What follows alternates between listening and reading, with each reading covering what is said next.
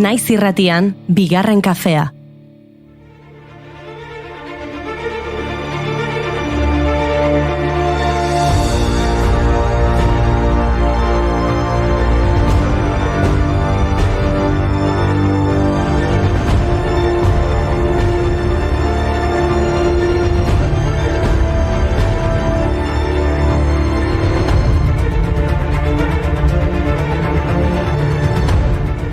Pixkanaka, asteburua gerturatzen ari da eta osteguna hemen dugu jada. Egunon guztioi? Egunon bai, gaur ez dakit zergatik, baina txalo egiteko gogo egin esnatu naiz. Egunon ekipo, goiuri hasi txaloiekin, gaur flamenkoaren eguna dela eta...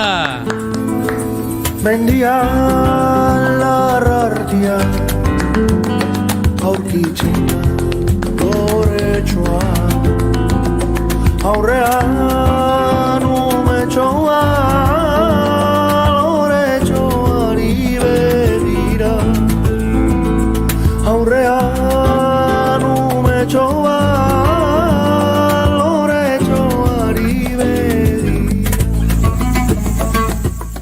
2010 urtean gaurko egunez flamenkoak gizateriaren kultura ondare inmateriala izendatu zuten eta hartik aurrera gaurko egunean flamenkoaren nazioarteko egun ospatzen du. Gaurko efemerideak errepasatzen hasita asko dira libre izateko jaioak izan direnak eta ez loturik egoteko noski. Egia, adibidez, Ignacio Ellacuría jesuita, filosofo eta teologoa, askapenaren teologiaren ekintzailerik handienetarikoa. 1957an, 17 urte zituela, Jesusen lagundian sartu zen Loiolan. Urte bat geroago, 58an, El Salvadorko nobiziatura bidali zuten. Askapenaren teologiaren aitzindarietako bat izan zen Hego Amerikako Elizako eta Jesusen lagundiko kide batzuekin batera. Bitartekaritza lan asko egin zuen El Salvadorreko nazioa baketzeko, eta horretarako gerrantzia duten bi aldeetako buruzagiekin behin baino gehiagotan egin zituen elkarrizketak. 1989 urteko azaroaren 16an talde militar batek hil zuen Ellacuría, beste bost apaizekin, etxeko Andrearekin eta honen alabarekin batera, San Salvadorko Unibertsitatean egindako atentatu baten. Libre izan nahi zuen baita ere 1906an jaiotako Henri Chagierrek edo Papillon bezala ezagunagoa den idazle marinel eta preso frantziarrak. Egin ez zuen delitu bat leporatu zioten eta Frantziako kolonietan bizi osorako lan gogorrak egitera kondenatu zuten.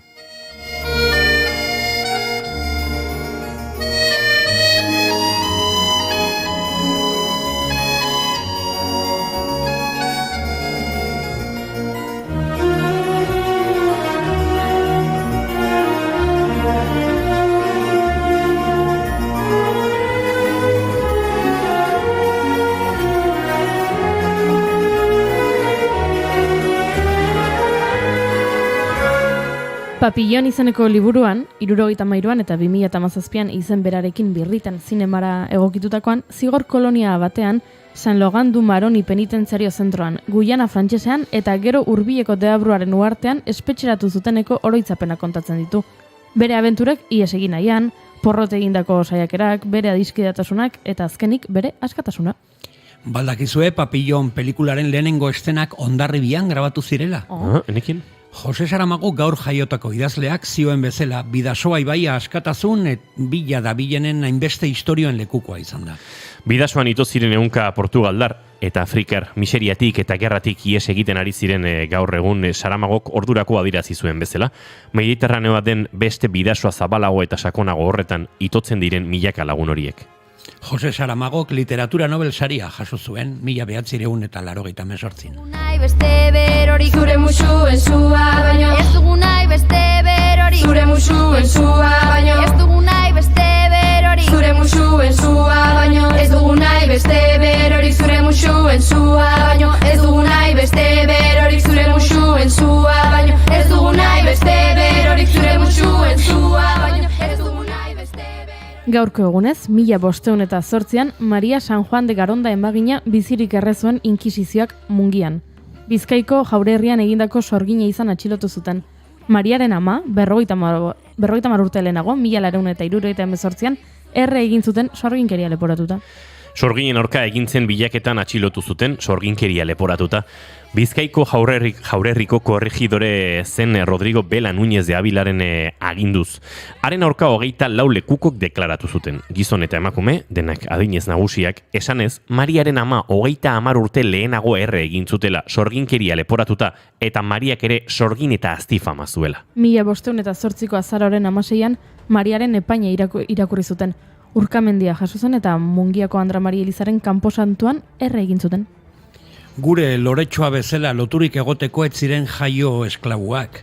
Gone with the Wind edo Haizearen Joana pelikulan argi ikus dezakegun bezala.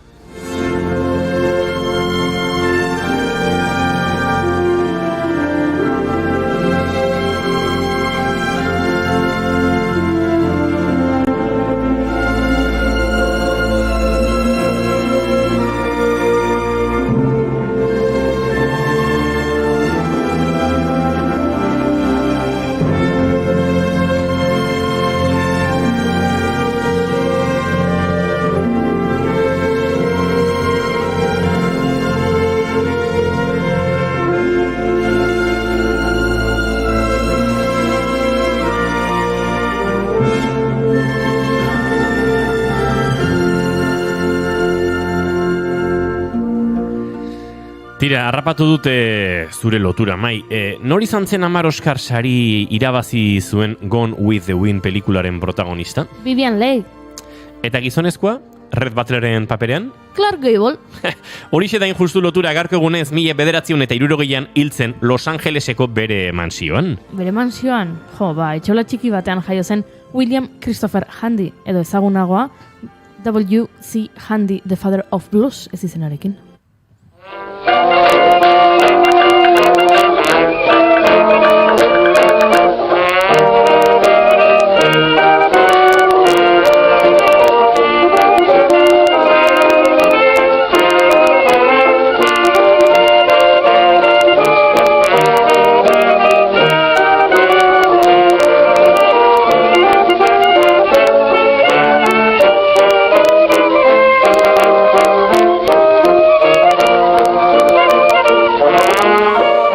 Bluesaren aita W.C. Handy estatu batuetako konpositorerik eraginkorrenetako bat izan zen, naiz eta herrialdeko musika estilo bereizgarria bluesa jotzen zuten musikari ugarietako bat izan, bera da forma garaikidea eman zion musikaria, bere erritmo sinkopatuengatik eta bere musika estilo bereziagatik da ezaguna. Gurea bai erritmo sinkopatua, asteko garaia izango dugu da, ezta? Eta simpatiko erritmo ere bai.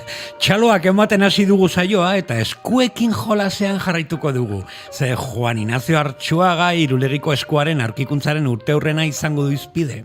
Leku herri baten historioak nola zaintzen zuten, nola maite zuten, haien ahotan bizi zen hizkuntza. Irulegiko esku atxeden hartu ezazu, esku honetan dago zure ondarea. Altxor asko ditu bere maletan gordeta Maider Galartzak. Andorran egonda, jornada de bruxeria zen. Maria San Juan de Garondarekin egonote da? Eta loretxoa bezain aski izateko Monte Solidarios proiektua ezagutzen badugu ondo? Ondo. Eta hasi zareten entrenatzen, korrika badato! Benetan! Bai, badato! Guazen korri egitera. Bueno, baina nire katutan hau korri egiteko. Ni furgonetan. Ona aukera jalgia di euskaraz, utzi erdara, bizi ganoraz, denon arnasaz da ire izerdiaz, eginak hasi bide erdia. Basoetan, pinutza pagoa, euskarara, geroa, laster beti, karrikako jena. Venga, tira, lotu lokarriak eta mugitu ipurdia. Franko eginda eta bagoaz euskararen alde korri egitera. Gaur izango da 23. korrikaren aurkezpen ekitaldia eta berrikuntza guztia kontatzeko preste gaude. Irratsaio honetan loturarik ez dugulako. Askatu zure zentzumenak. Egunon, Loretxoak azaroak 16 ditu gaur eta osteguna da. Ongi etorri guztioi bigarren kafera. Naiz irratian zarete.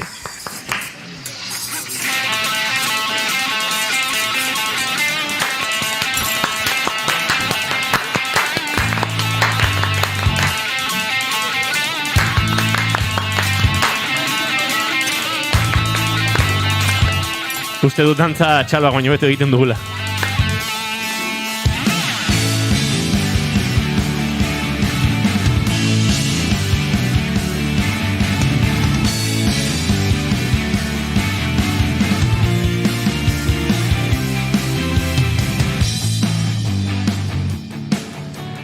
Zuekin Santa Clarako irlako kamaro, Mai Gorostiaga Pozo. Kixo, egunon guztio, egora flamenko una. Eu tampoco. Rosalía de Castro Euskalduna, goiuri ezin zarani egunon. Es que fungea Andaluziatik Galiziara kolpe batean. Ah, vale. Nik nire buruan ulertu dut zutura. Boaz noites. Izketan ari zaizuen hau inigo Asensio Lurbidegor bigarren kafeak 676 garrena du, zenbaki, xelebre xamarra. Goizak 10 eta 18 minutu, azaroak 16, gu 3, Laister 4 izatekotan, eta hurrengo 2 orduetan zuekin bat egiteko asmoz. Ongi etorri guztioi, naiz irratira bigarren kafera.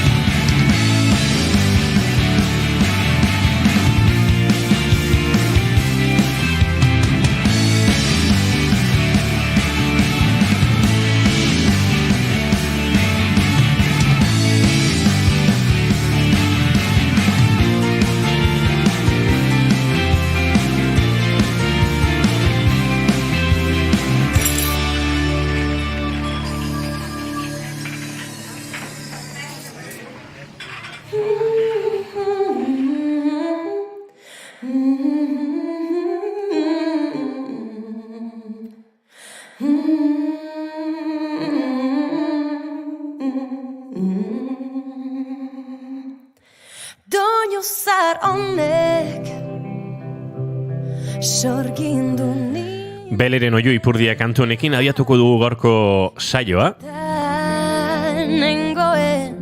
Edertasunik merezi ez nuela korronte. 70 hamarkadako soulari omenaldia egin nahi izan dio, Lide Hernandok proiektu berri honetan, eta mentxe kantua. Eraman ninduen urjauziaren ertzera, aireak baino gehiago.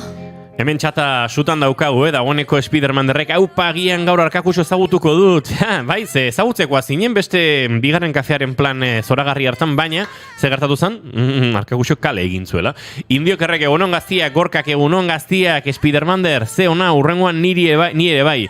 Hemen txena ospitaleko oean zuei ikusten. Bueno, gorka dena ondo joan delakoan, badakigu ebakuntzatxo bat zenuela, baina hemen galdetu du Spidermanderrek, ze gertatu zaizu ondo, bai. Nire maite duta da, esnatzea eta zenbat mezu pila eskertu galdetuz nola zauden, haze poza? Ebakuntza gaur zen, dagoeneko gertatu da, edo ebakuntzaren zai zaude? Ostegunean zen ebakuntza, ez da? Nik uste nuen atzo eta gaur baina igual gaur ingresatu dute. Nik pentsatzen nuen gaur zela ebakuntza. Bueno, gorka kontatu. Argituko digu. Por cierto, postal kolekzionisten bideoa, earra, non fitxatu dezue Globokoa? Guapoa da, Globoko gure lagun Nacho, baietz, bai? Non fitxatu dugun?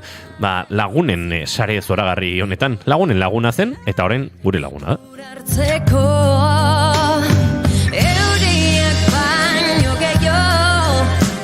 Zeona, korrika badator azkenekoan, korrika Iñaki Lasarekin egin nuen Hernan Indiokerrek dio animo gorka eta gorkak eskerrik asko, ze poza atzuizlarik atzo ebakuntza, beraz, ja dena prest. Spidermander etzia zu esan oraindik ez duzula postal kolekzionistak taldearen bideoklip berria ikusi. Atzo kaleratu zuten genuen.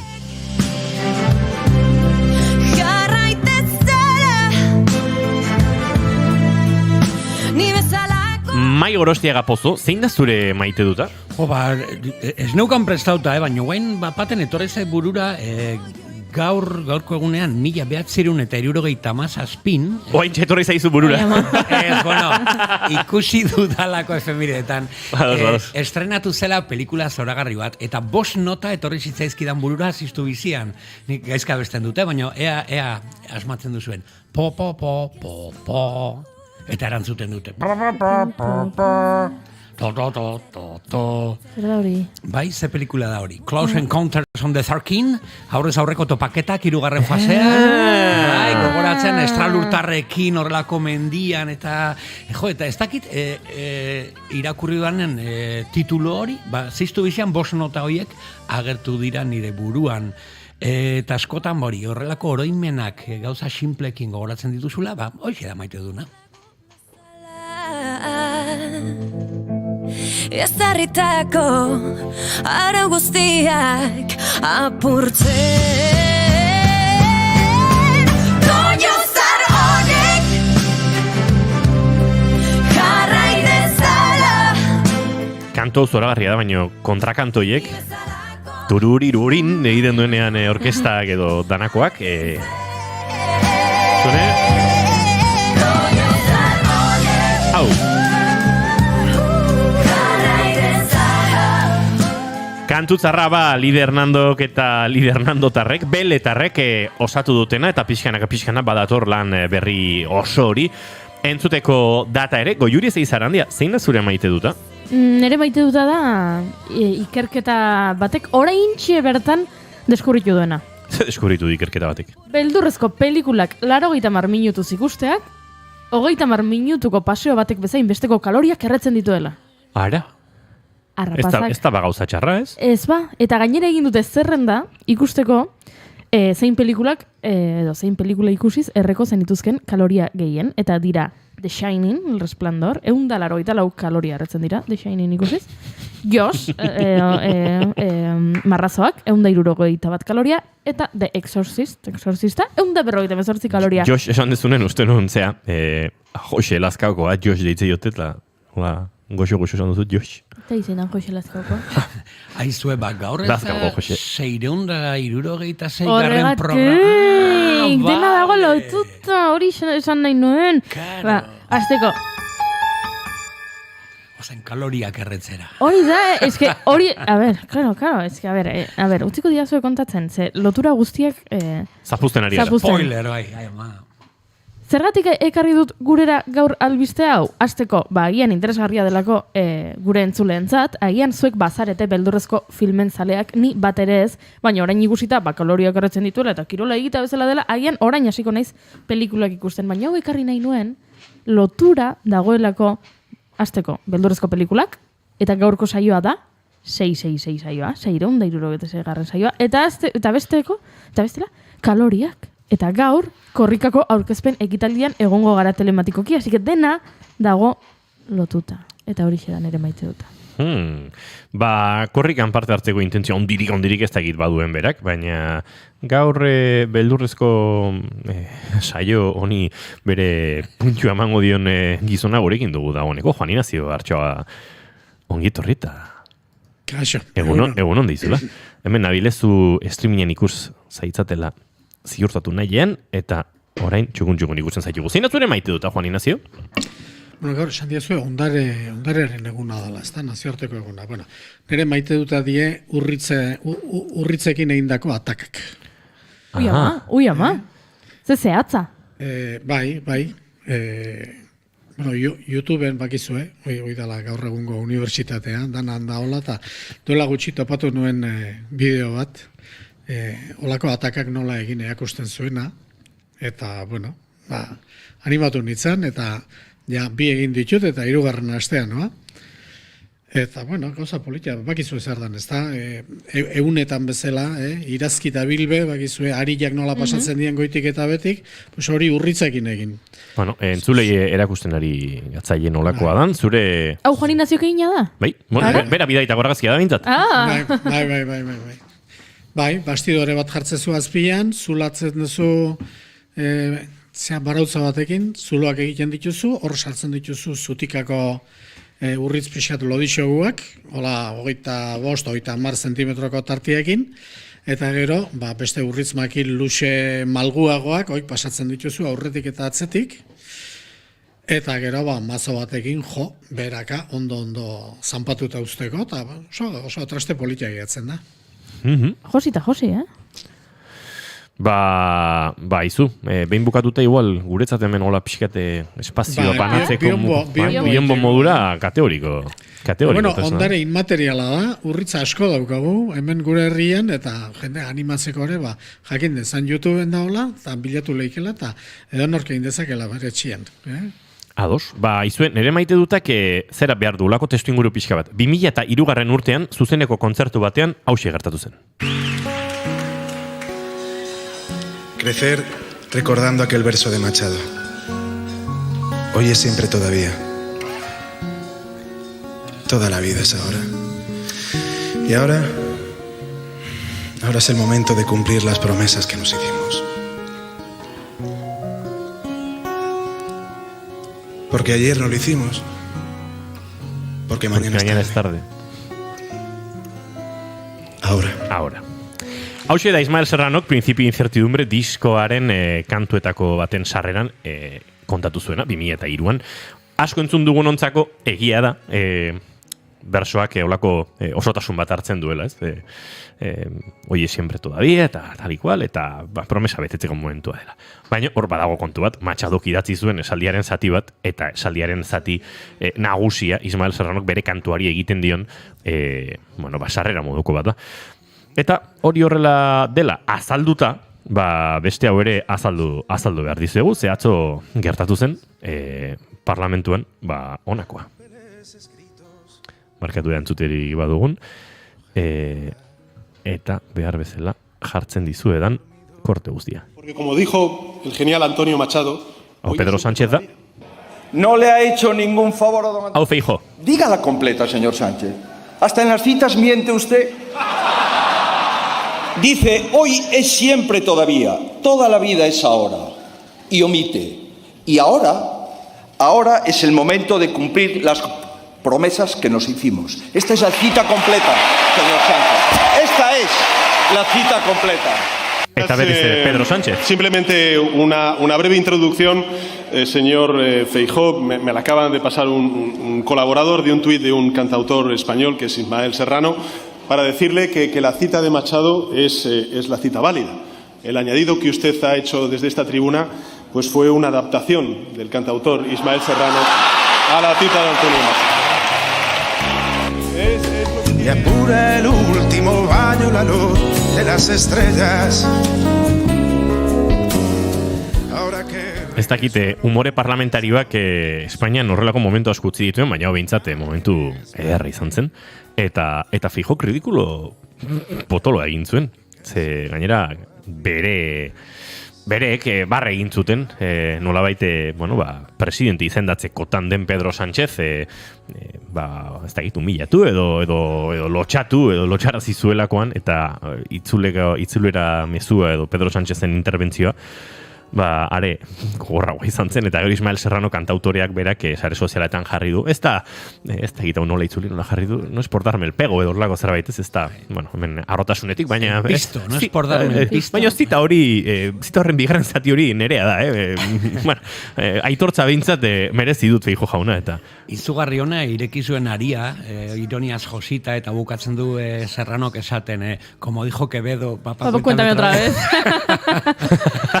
Ez dakit investidura behar lukeen bezain serioa izaten ari den, ze uste dut batzuetan iparra galtzen dugula eta hau badela zerbait serioa, ez? Ari gara hizketan gobernu baten buru, denaren edo izango denaren, auziaz eta batzuetan txisteekin eta humorerekin bagian galdu egiten dugu hori, baino egia esan barre egiteko balio duela, hori aitortu behar diogu senatuari. Baina, batetik Ayuso, Oyuka, esanez, hija de fruta esan duela. Bestetik Feijóo esanez, Sánchez mesedez errespetu bat hildako guztiei. Don Manuel Fraga, Jose María Aznar eta Mariano Rajoy. Ez daude hilda, baina, bueno. A ber, Feijóok bizi berritu du Machado eta akabatu ditu Aznar eta Rajoy. Eta Rajoy. Gero, Sánchez barrez lehertzear, esanez, Feijóo, zuk esaten duzun bezala, zuetzara presidente ez duzulako nahi, eta barrez lehertu. Ez da Yolandari ies egin diola gaur abaskali zuzentzerakoan hasi da fatxaskal eta bere burua zuzendu behar izan du ies egin dio etxe barruan abaskali jarri dionez izena, baina barre egiteko behintzat balio. Agian seriago izan beharko luke? Agian bai, baina barre egiten ari gara. Duela 30 urteko kongresuaren seriotasuna eta zurruntasuna ezagutu zutenek akaso arrotz xamar ikusten dute gaur egun Espainiako parlamentuan bizi dena. Ez, Juan Ignacio? Ez da garai batean humorerako espazio hori etzen egoten. Ez dut asko segitzen. Bueno, garai batean ez zegoen euskarareko lekurik ez, eta gaur Mertxe Aizpuru euskaraz aritu da. Aritu da, bai. Ondo asko, bai euskaraz eta bai gaztelera zaritu denean, bere interbentzioa justu entzun dugu hemen goizean. Aizue, goizeko 10:33 minutu dira, eta, zaplasteko latza jaso zuen Feijok, baina zaplastekoa ez dakigu, kolpea behintzat sudurrean, badauka Juan Ignacio Artxoagak, ez dakit Juan Ignacio ondo zauden, eta ze pasa zaizun sudurrean. Bai, kolpea ondixen barra hartu da, bai. Larun batean filologo topaketa batean izan. Eta, bakizue filologoak buruarekin erasotzen dutela, ez da, eta batek literalki hartu zuen kontua. Baina zerrez egoen zurekin? Deskalifikatu intzuten gero. Bale. Bueno. Epaierik egon zen? Ez? Zipoia neurtzeko? Txorak egiak alde bate utzita. Egia, ez, hau etxian egin dut, lanean. Urrit makilarekin? Horretan, urritz makileak mozten tenaz handi batzukin. Tenazak ikusten dira, filmetan kateak eta apurtzeko tenaz handi batzuk. Bai, eta beldurrezko filmetan batzutan eragertzen dira. Oitako batekin, urritza moztu eta gero, muturre atorri zeiten. Bueno, ez egia da larun batean filologo topaketa batean jardunaldi batzutan egon itzala. Onomastika elkartea deritzen elkarte batek antolatuta. Egunen baten inberko zenieteke haiti pixkat horren berri izateko. Nik ez dut gehiagitze ingo, ez naizelako taldeko parte. Ados. Baina, hor biltzen da jende bat, danetatik, zientifikoak, esango genduke, danako unibertsitateko irakasleak, eta hola, goi mailako jendea, goi mailako kurrikuluna daukan jendea, baina Euskaltzaindian, Euskaltzaindiaren esparru horretan ez dagoena. Nola izena du elkarteak, esan duzu? Onomastika elkartea. Bai, eta, ez dakit, esate bateako, bazeon izen pare bat aipatuko dut, eta barkatuko diate aipatzen ez ditudanak, baina zailago irisoa historialaria, edo, ezagunagoa Joseba Sarriona India, idazlea, bertan zen, ez da? Eta, jorratu ziren hainbat gai, interesante, hemen bizi pristin botako ditut, eta nahi badezu bereiei galdetu, baina kuriosoa jago irisoak, historialaria, udabil, artxiboetan eta euskeraren presentziaren seinaleak bilatzen, bai zerbait azaltzen dalako, bai debekatzen dalako, eta holako kontuengatik, ez da? Udal artxiboetan. Eta nahi, deigarri intzi zaizkiden bi gauza, esan zituen gauzen artean, bata, 1541 bateko Tolosaldeko Anoetako artxiboko paper batean. 1541 bat, hizkuntza inklusiboa. Eta gero, berari esan nio nahizu harritu, naiz honekin, eta esan ziten ez oso normala da, askotan aurkitzen da, bai. Ez dakize, esan behartzi zaiela, edo zabaldu behartzala, ez dakize mezu, a los parroquianos y parroquianas. Hori, 1541 batean, izkera hori. Ni benetan harrituta geratu nintzen.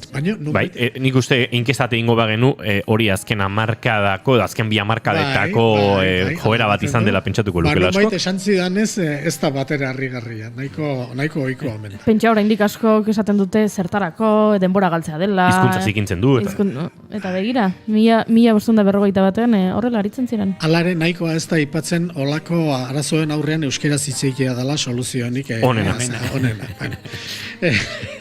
Eta gero bestea, ekarri zigun orain arte ezagutzen den euskera hitz egiteko debekurik zaharrena. Eta noizkoa da? Bada Borboien aurrekoa, hori da pixka nobedadea, zatik beti esaten da, Austriak bestelako Habsburgoko erregeak eta bestelakoak ziela, eta autonomia gehiago, zutela problemik autonomiakin, eta Borboiak etorri ziranetik sortu zala, eta hau da 1704 ja erdi gerran, baina oindikan Borboiak tronuan jarri aurrekoa. Eta da, Oiartzungo umei galazte zaie, eta zigor batzuk aurre ikusten zaie, eskolan naiz kalean euskeraz jarduteagatik. Espaldiko, hoxe zien hola. Eta gero, Joseba Sarrion Indiak beste kontu oso interesgarria, aitatu zuen, zalantzan jarriz Orotariko Euskal Hiztegiaren sorburutako bat, edo iturrietako bat, 1586ko refranes y sentencias liburu famosoa, eta hortikan atera dien hainbat konklusio eta hainbat itzulpen eta zalantzan jarriz, eta eman zituen arrazoi interesgarriak eta pixuzkoak horretarako. Eta, hoxe, kuriosoa, polita, eta larun bat pasatzeko, naiz eta jende pentsatzen duen, rollo batzuk diala, baina, merezi du batze. Ondo pasatzeko eta gauza interesgarriak ikasteko. Juan Ignaziok zein digun lehen agerraldi edo bilera horrekin, menditurrek egiten du mendifilmaren hautaketa onena, gauza onenak aukeratu eta zure herritik biran ekarri, ez? Juan Ignaziok hori egin digu berakan egoiza pasa, eta gero handik, entresakak gurira ekarri. Beraz, ondo hori zara, Juan Ignaziok, ondo.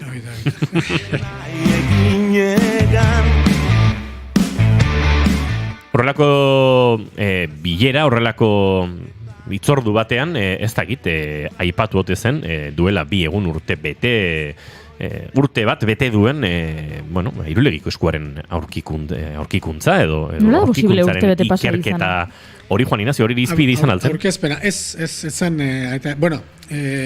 jardunaldiak bi egun zituen, ostiralatxaldea eta larun bata egun osoa. Ni ostiralatxaldean nintzen joan, Amurrion zen, eta etxetik urruti xamar, eta ostiralean ez dakit aipatu zen. Nuke esango aipatu zanik, zatik, gaia delikatua da, eta hauek nolabait ari dira bere bidea egiten, bestei begiratu gabe, ezta? Beak beren ekarpenak egiten dituzte, eta holako gai korapilatxutan, ez die sartzen edo ez die sartu. Alar ez dut gehiagitzei nahi, sartu duan bezala, ez naizelako taldearen parte, eta hobe arduradun bati egunen baten elkarrizketa egiten badiozue, egingo dugu bai? Are kontatuko izkizue gauzak zehatzago. Baina ez, larun batean bainepin etzen horrelakorik gaitatu. Beraz, nahiko isilean, urte muga? Guk aipatu behar dugu. Hori izan dugu. Joan dan astean aurreratutako zeatik, espero zen bezala eta aurreratu genuen bezala, urte mugak ez zuen ezer berririk ekarri. Urte muga etzen baliatu ikerketan edo ikerbide, balizko ikerbide horretan aurrerapenaren bat, edo komentatzean merezi duen zerbait izan danik aipatzeko. Eta, duela urte bete aurreratu genuena, betetzen hasten dela ikusita, pentsatzen dut erreakzio pixka bat ere, poliki hasiko dala. Berrian ja izan zen sentidu hontan gutun bat. Hori esan ez zaizuen, nun zaudete, nun dago zuen ikerketa, nun ze aurrerapen egin duzue. Hemen nik uste herri hontan oso ituta gaudela, oso impresionatuta geratzeko kurrikulumekin, eta izenekin, eta autoritas, latinez esaten zen horrekin, eta, hemen danok, halako kurrikulum bat izan ezkeo, baduzu jakintxu presuntzioa, eta, ni berriz naiz eskola zarrekoa, eltzea surtan jarrita probatzen da. Eta behin surtan jarrita balde, berriz surtan jarri behar da. Eta surtan jarrita ez badu funtzionatzen, eltze hori ez da ona, naiz eta itxura bikaina izan. Orduan, ez dakit, ni pentsatzen hasten naiz datorren urtean ez dala ezer egongo, datorren urtean ez da laurrerapenik egongo, eta ni zaina, pixkana, ez dakit noiz Euskal Gizarteak edo Euskal Gizartearen zati batek, edo zati gerota handiago batek, esango du nahizu, ze pasatzen da hemen, ez da. Hau ez da normala, urteak etorri, eta, bueno, beraz, pazientzia emango diogu, autoritas horren erroak oso sakonak dira, eta, bueno, urte batekin ez da nahikoa izango, beste urte bat itxingo dugu, eta ikusiko dugu, datorren urtean ezer ez dagoenean, ja jende gehiago bere ezinegona edo bere urduritasuna erakusten duen kontuen inguruan. Horrelako ikerketetan, beti aitortzen zaio zientziari alako nagusitasun moral bat, eta hori, ukaezina da. Nabardurak egite aldera, zientzia oro ez da zientzia bera. Zientzia sozialen esparruak badu, subjetibotasunaren eta interpretazioaren ezinbesteko leku bat, karbono 14aren erabilerak ez duena. Zientzia batzuk, zehatzagoak dira beste batzuk, baina hori ere adirazi bar dugu. Subjetibotasun horrek akaso justifika dezake urtebeten, ez da gizen matit ziren, 15 edo eskuan topatu zirenek, ikertzeko astirik ez egon izana. Beraz, hastia akaso bai, adostasuna ez dago, edo zertan da hori. Ze, gauzat esango dizut, susmoa ere bagenuen, joan den urtean augustia gertatu zenean urtebete beranduago, berdin jarraituko genuela. Bai ba. Noski esaten duguna ez da, zientzietan eta letratan ikerbideak eta ez die berdinak, eta metodoak ez die berdinak, baina hala ere, nire iritziz, eta joan den urtean nuen iritzia zen, eta urten dudana, indarra hundigoz, nolabait baiestatuta geratu dalako. Ez gaude hemen ikerbide baten goraberen aurrean. Hau ez da zientzia mailan gertatzen ari dan gorabera bat. Hau ja dao gizafaktorea eta daude zientziekin zer ikusirik ez daukaten gauza asko.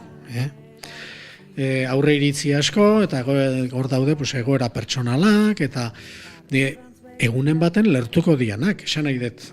Horregon daiteke elkartasun korporatibo bat, alde batetik, baino bestetik, hor badaude elementu gazteago batzuk, esan nahi dut mundu horretan, Euskal Filologia Departamentuan, Unibertsitatean, denak ez dira gorrotxategi, badaude beste batzuk gazteagoa, eta gazteagoa denak berez, eta ez daukat nik kamara batan sartuta, esan nahi dut, hau orokorra da, edozein tokitan eta edozein garaitan gertatzen dena, gazteagoak gauzak egin nahi ditu, eta zarragoa momentu honetan preso egon daiteke bere kontraesanen artean. Eta normalean gaztetasunak estatuko hausteko hori da.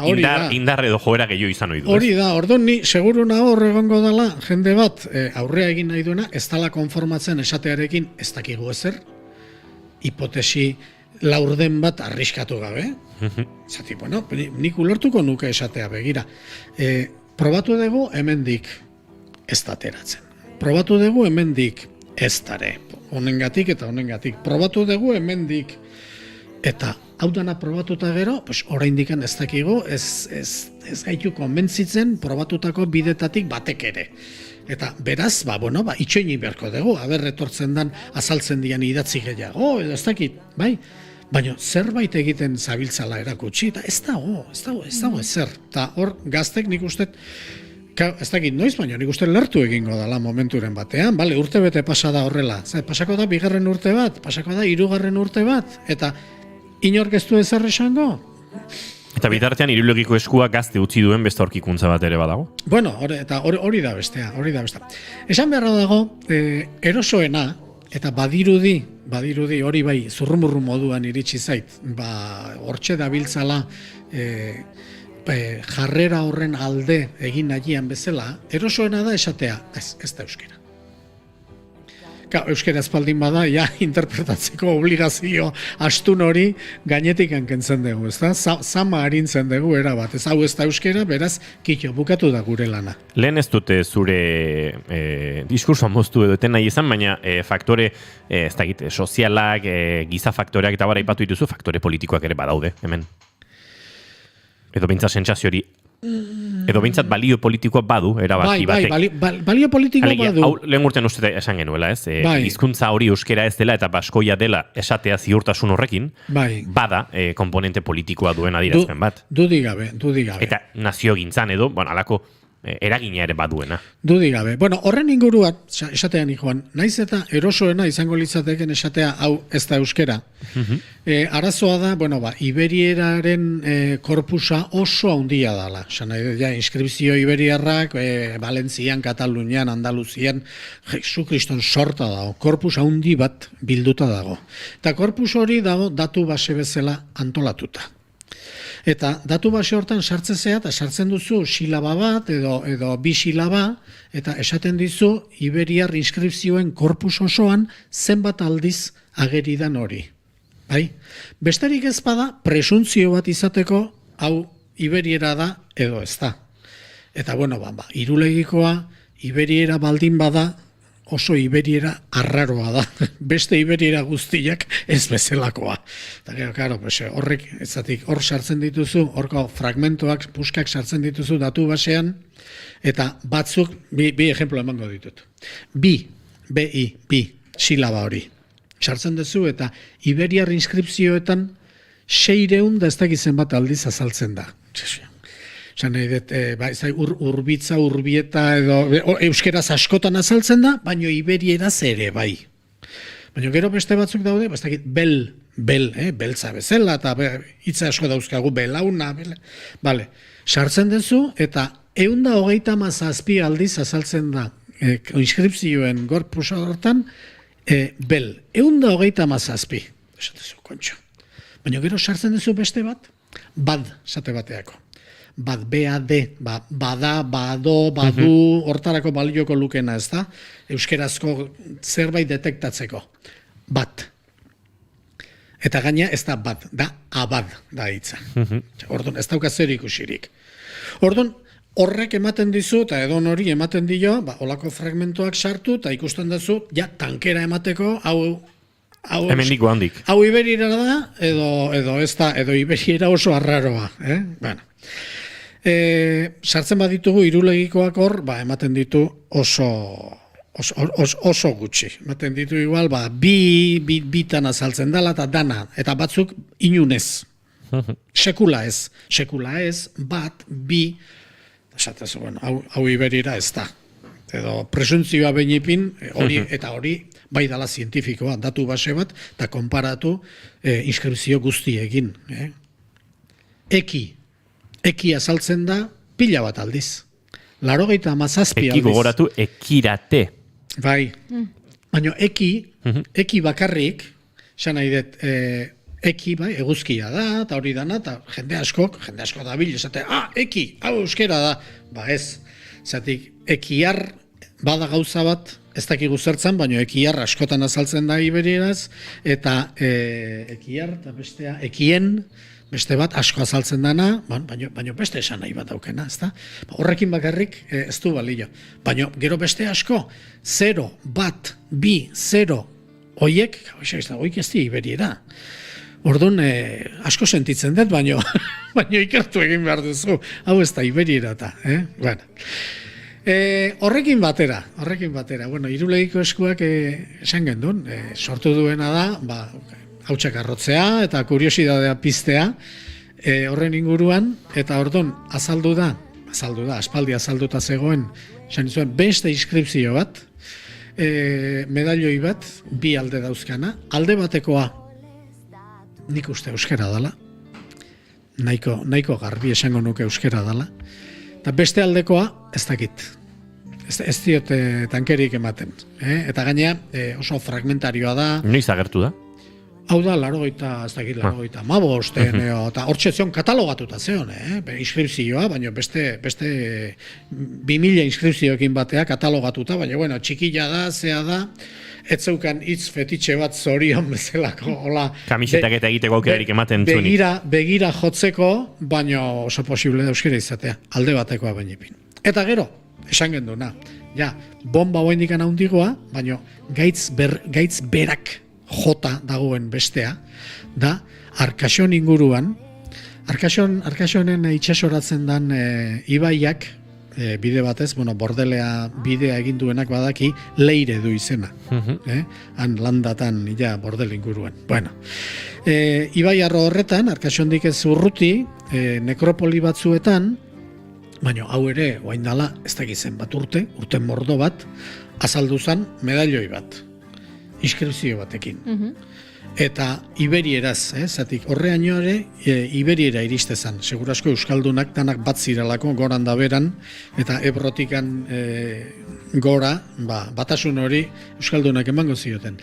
Bueno, kontua da, iberierazko inskripzio bat, inor batek asorik egin ez diona, ez dakigu, ustet ez dakigula, ni horren peskizan banabil, galdetu dut arantzadin, badutelako harremana eta oidana, baina hau arkitu zuten. Bi arkeologo, bi emakumezko. Bata, oaindala 5 urte, 84 urtekin hildakua, eta bestea pixka lehenago. Bi amon, esan nahi dute, adinez, oso berandu arte, lan egin zutenak, ez dakit ondoren gorik utzi duten, esan nahi dute, unibertsitatean, edo, ez dakit momentu honetan nor segitzen duen, ez dakit non dagoen medalloia, hori bai argazia eginda dago, dokumentatuta badago. Eta badakigu nekropoliaren datazioa dala Kristo aurreko 5. mendekoa. Beraz, Irulegi baino 4 mende zaharragoa oraindikan. Hor elegoke bate zalantzarik Akitanieraren esparruan gaudela. Esan nahi dut, politikaren aldetik zea gutxiago dago, hor garbiago dago oraindikan hor euskera izan behar dula, beste hizkuntzarik ez zegoelako hor. Eta badirudi testua ikusita, ematen du euskera dela. Hor, zalantza bakat Juan Inazio eta ez dakite erantzuteko gai izaren, baina grafiari dagokionez, Irulogiko eskuan agertu zen grafia iberoarena zen. Bai. Horrela, idatzi eta gero interpretazioak eraman gaitu euskera dela pentsatzera edo. Arkaxoneko honen kasuan, ze grafiarekin idazten? Iberiera ere bai, ados. Bai, Iberiera da baita ere. Eta orduan, ze gertatzen zaio, bere garaian inorketziola bate garrantzirik eman, eta momentu honetan izan liteke euskararen lehen idazkera, oendikan beste 4 mende atzea lezaken gauza bat, beraz oso garrantzitsua, ondarearen aldetik, eta oain, ez dakigun non da hon, edo, ez dakit, halako batean jakingo dugun, baina momentuz, hasierako borborrotan gabiltza oraindik. Eta galtza betelan, unibertsitateko filologoantzako, zatik Irulegikoa interpretatzeko obligazio baldin badute, honekin ere berdin, euskera baldin bada, eta izan liteke, berdin, baino, ikusiko dugu. Nik uste behar dena dela, barrutik ez dakit etorriko dan, lertzea, baina kanpotikan ere norbaitek noizbait presio pixkat edo egin barko luke esan ez zaizu. Zertan ari zarete, ez da? Zuek zarete gure filologia ofiziala. Jendea zai dago, takit.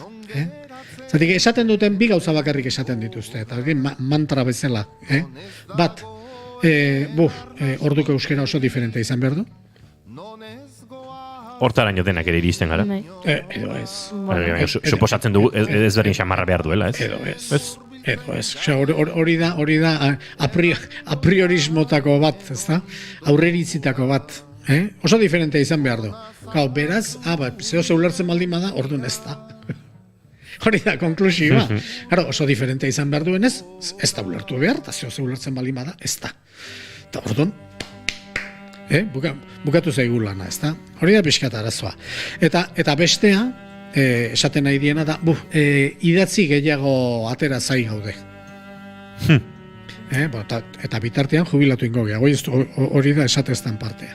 Idatzi gehiago atea zai gaude, idatzi gehiago, eta daukazunakin, kriston idatzi potoloa, lerro pila batekin, orain arte atera dan luzena, kriston aukerak ematen dituena, eta, hortan txekaude.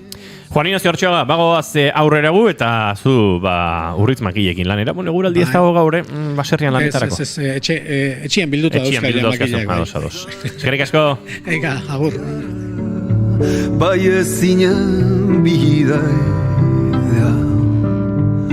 igona zazu nire mendira, zu ez baitzara nirea.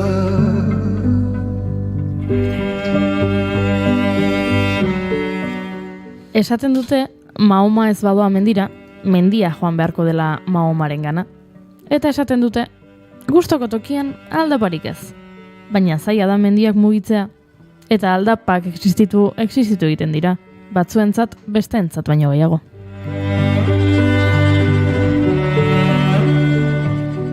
Horregatik, oztopo horiei aurre egiteko Monte Solidarios proiektua jaio zen. Horrela, aniztasun funtzionala duten pertsonek ere mendiaz goza dezaten. Izan mendian ibiltzeko egokitutako aulkiekin edo izan ikusmen urritasuna dutenei laguntza eskaintzen. Eta proiektuaz gehiago jakiteko Kontxi Franco gonbidatu dugu gurera. Kontxi Franco, egunon eta ongitorri bigarren kafera. Eskerrik asko gonbidatzeagatik, egunon zuei. Egunon, bueno, Monte Solidarios proiektua ezagutu dugu lehenago ere, zuekin aritu izan gara, iraganean, bueno, proiektua benetan gertu eta ederre egin zaigulako, baina tira, badator, mugarritxo bat zuenean, eta aitzakia hori ere baliatu nahi genuen, ze, bueno, baduzu, hortxe gala eskuartean, bueno, dokumental bat ere bai, bizi-bizirik zaudete eta ekin. Aha, bai, ekin eta ekin, jo. Hasi naiz prestatzen, zenba gauza egin ditugu bakarrik azken hilabetean, eta esan du, bueno, denbora gutxi daukat eta zaila izango da. Orduan, ez dakit, agian ipatzen dizuet bakarrik importantenak, bale? Eta gero ja zentratzen naiz galan. Bueno, begira, badakizue, junden urtean aipatu genuelako, ametsak bete proiektua daukagu hasi zenean elkartea, hasi ginen proiektu honekin eta mantendu egiten dugu oso polita derako eta jendeak eskatzen digulako. Proiektu honetan aukera ematen diegu jendeari eskatzeko ze amets bat daukatenean eta ezin badute beraien kabuz egin kapazitate murriztua ditu delako, orduan, deitzen digute eta gu behiratzen dugu nola lortu, eta holan hori gorbean egon gara, urriaren 29 gaztelu atzera junginen, oso gorra eskailera, 200 kapiko eskailera gero igota gero jeitzi,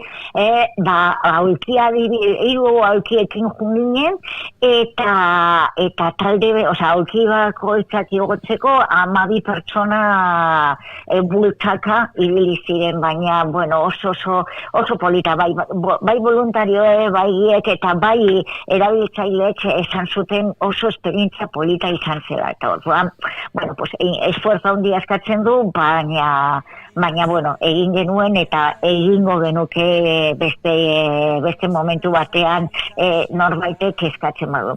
Gero, orain dela gutxi, egia esaten, azaroaren 4an, egon ginen Peñas de Gembras. Hau dago Burgos eta Errioxa artean, eta da bi aitzitokien arteko leku bat, ezta? Eta ordua, kristo, bueno, aize bolada bortitzak zeunden, eta hori ere oso gorra izan zen, baina, bueno, pertsona batek eskatu zigun, eta bueno, hori berak ezin zuela, eta berarentzat oso leku berezia zela, eta zan genion baiet. Eta gero, beste proiektu honen barruan ere junginen ikasle batekin, hau, guretzat oso importantea da. Instituto batetik deitu ziguten, esateko beraien zeukaten ikasle bat gaitxotu egin zela eta ezin zuen programatuta zegoen irtera batean parte hartzea. Eta orduan esan ziguten ea posibila zen. Guk voluntarioei esan genien azteko egun batean zean, ez zen, eta klaro, jendeak lan egiten du beste lanetan. Eta baina jendeari gustatu zitzaion ideia eta orduan parte hartu genuen eta ikaslea beste ikasleekin batera juntzen irtera egitera. Eta hori pentsatzen dugu, hori, programatzen diren hezkuntza mailan, programatzen diren ekintzetan, hori, pertsona guztiek parte hartu behar dutela, eta hori behar baldin badute laguntza, alden neurrian, eskin egin behar da, nik uste dut, eta guk pentsatzen dugu, hezkuntza departamentutik, hezkuntza saiatik. Baina laguntza hori momentuz, Monte Solidarios proiektuak ematen du, eta ari zaigu kontatzen Kontxi Franco. Segundutxo bat, Kontxi, estudio zentraletara egingo dugu saltoa, zuzen ere azken ordukoaren bila joan, eta segituan jarraituko dugu Monte Solidarios proiektua ezagutzen. Estudio zentraletan, prest dugu Egoi Belategi lankide, Egoi, egunon? Egunon, zer modu zaudete, azken ordukoa bai, eta azkarra izango dela gainera gaurko honetan. Esatea, dagoeneko Aitor Estebanen hitzartzea amaitu dela Pedro Sánchezen inbestidura saioko bigarren egunean.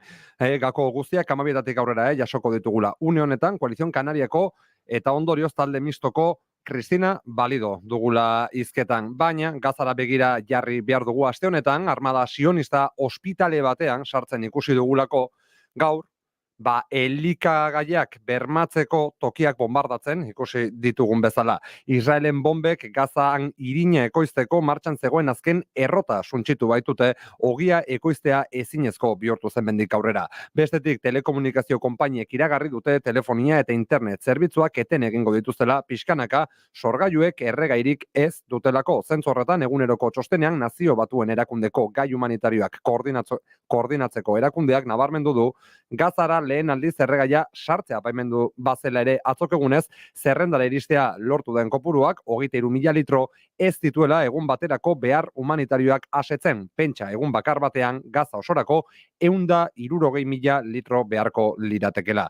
Gainerakoan errepidetara begira esatea, ez dugula aparteko goraberarik trafiko zuzendaritzaren arabera, konexioa beraz, itzuliko digu bigarren kafeari, eta gu eguerdiko 12 aurrera, bueltan izango garela informazioaren ariaren bigarren edizioan. Eskerrik asko Egoi Belategi, eguerdiko 12etan informazio gehiago, orduan izango da amaitzen korrikaren aurkezpen ekitaldia, eta hortzi izango dugu ere zuzenean zuekin elkarbanatzeko aukera, baina zuzenean gu telefonoaren bestaldean Kontxi Franco eta Arizitz egun Monte Solidarios proiektuan egiten ari direnak hezkuntzarekin ere elkarlanean egiten dituzten proiektuak ezagutzera ematen, baina Kontxi, nahi genuk ere larun bat honetan izango den 6. Galara begira ere jarri, arratsaleko 5 abiatuko da, eta haze gala 3 ordu eta ekitaldian, puntu mordoa dauzkazue. Bai, hori da, ja zentratuko naiz galan utziko ditut beste proiektu guztiak beste momentu batean zuei kontatzeko, eta bai, gala izango da datorren larun batean, azaroaren 18an, arratsaldeko 5etan hasiko da, eta gauza asko ditugu. Hoien artean kontatuko dizuet, adibidez, etorriko da Maria Petit, neska bat 17 urtekin itxua geratu zena, eta momentu horretan ez zekien zer egin, enola bideratu bere bizitza, eta azitzen kirola egiten, gero ezagutu zuen mendia, eta gaur egun bere bizimodua handikan bideratu du. Eta orduan kontatuko digu bere esperientzia, eta oso interesgarria izango da. Gero, magia ikuskizuna izango dugu Manolo Romerorekin, berak ezagutzen gaitu eta eskin egin zuen bere burua parte hartzeko galan. Beranduago izango dugu Kaminuz taldea, ez dakit ezagutzen duzuen, baina 3 pertsona dira, 3 mutil, eta 3 daukate minoritaria den gaixotasun bat, orain dela urte batzuk elkartu ziren, eta errebide jartzeko erabaki zuten Santiago bidea errebindikatzea inklusioa izateko. Eta orduan, azizien proiektu horrekin egin dituzte ekintza batzuk hemen Gasteizen, gure laguntza eskatu dute behin baino gehiagotan, eta orain ja oso ezaguna gara, eta badakizue aurten Euskal Herrira heldu zen, eta konkretoki Gasteizera, etorri zen tur... Frantziako turra? Hori da, Frantziako turra, eta orduan beraiek antolatu zuten Euskal Herriko turra. Eta Gurtildo Naoltiekin, ibili ziren Euskal Herri osoa zeharkatzen, bizitatzen, jende asko juntzen beraiekin korrika egitera eta kilometro batzuk egitera, oso hunkigarria izan zen, gero bukaera hemen Gasteizen, eta, kontatuko digute beraien esperientzia eta nolakoa den beraien bizitza. Ikusten dugu hemen txita burgeraren bakarrizketa ere izango dela, En ruta con las emociones antzezlana, eta oraintxe gure ikusleak ere eta entzuleak, ikusleak berezik ikusten ari diren dokumentala, escuchando el silencio isiltasuna entzuten, estreinaldia itxura ikaragarria dauka gainera dokumentalak, eta uste dut beste batean ere dokumentalaren inguruan tartetxo bat hartzeko aukera ere izango dugula. Silvia Podaka, elkarteko lehendakariak ere hitz egingo du bakarrizketa berriro, eta ondoren Didak Jones eta cumpliendo sueños abestiaren, ametsak betetzen abestiaren emanali izango duzue klausuraren aurretik. Esan daiteke, benetan arratsaldean behar bezala gozatzeko menu anitza eta zabala duzuela. Bai. Eta gainera zuekin nola bai lotura izateko etorriko da bea, iziltasuna entzuten, emozioen bidean antzeslana edo esan du sorpresa bat izango dugula, eta orduan nola bai zuekin ere lotura hori izango dugun, naiz eta presentziala ezarete egongo, baina bearen bitartez gurekin egongo zaete. Eta hori bakarrik aipatzea hori dokumentala, jundin urtean nik aipatu nuen nola zen, nola antolatu dugun, zeinek kolaboratu egin duten, bazen lurpea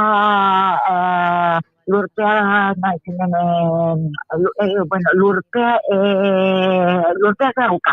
Zaztiko bazulo, eta zaztiko bazulo horiek bizitatzeko aukera izan nuen,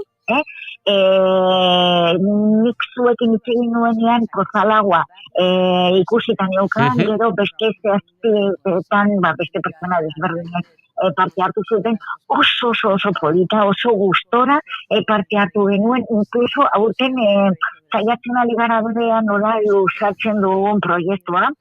Aizu, Kontxi, uste dute asko daukazuela kontatzeko, guk aurrera egin behar dugu gozatu larumatekoa, baina nahi duzunean kafetxo bat hartuko dugu hemen aurrez aurre, eta denbora luzean ariko gara behar bezala proiektuaren eskuartean dozkazuen proiektuaren adar guztiak ezagutzen. Ondo iruditzen zaizu?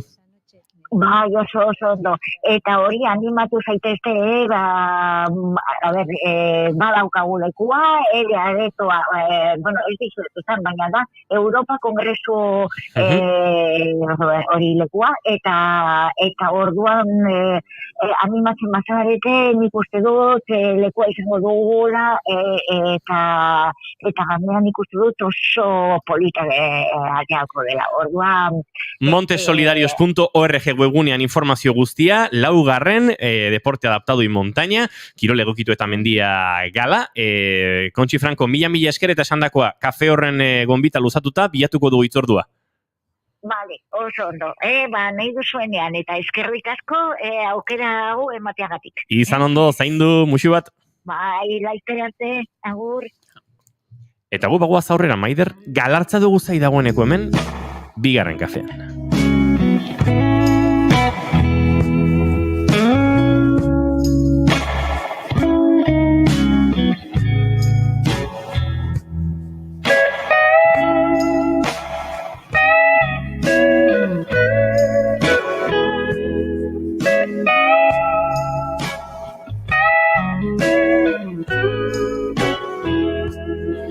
It's not a silly little moan. It's not the storm they fall that calm. This is the deep and dying breath of this love that we've been working on.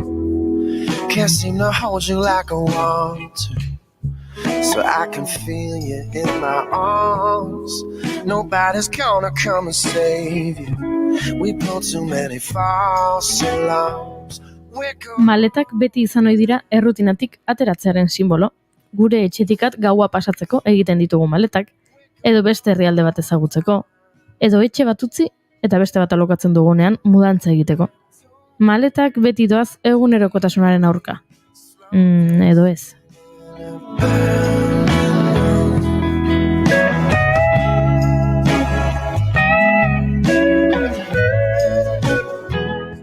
Zer gertatzen da maleta bat denean zure errutina? Bidaia konstante bat denean zure bizitza? Antzerki egiten hasi zenetik, motxila bat bizkarrean jantzita bidaiatu du Maider Galartzak. Berak dioen bezala, hasieran bidaia txikiak, Donostia eta Iruñara adibidez, eta gero Bartzelona edo Berlinera. Horrela, pixkanaka maleta betetzen joan zen. Ariketa egun batean, maletan begira jarri zen arte. Eta zer zegoen maletan? Klaun sudurra, noski, postal batzuk, agian txotxongioren bat, eta sorgin txapela, edo edabeak egiteko pertza, edo egan egiteko erratza, Maider berari galdetu beharko diogu, ea zer dagoen bere maletan.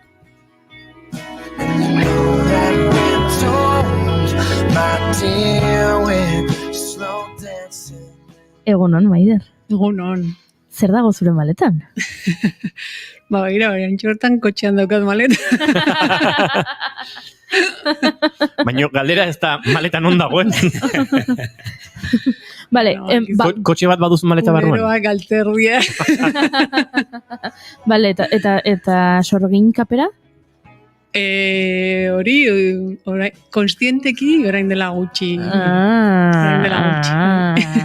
Bueno, baina ez zuri gustatzen zaizulako ez dakit supermerkatura sorginez jantzita joatea. Baizik eta pentsatzen dut arrazoien bat egongo dela sorgin mozorroa edukitzeko maletan eta maletak kotxean, ez da? Berez ez daukat mozorrorik, hori da onena. Osea, berezkoa da sorgina izatea Maider Galartzarentzat. Gaur egun bai, ja, bai.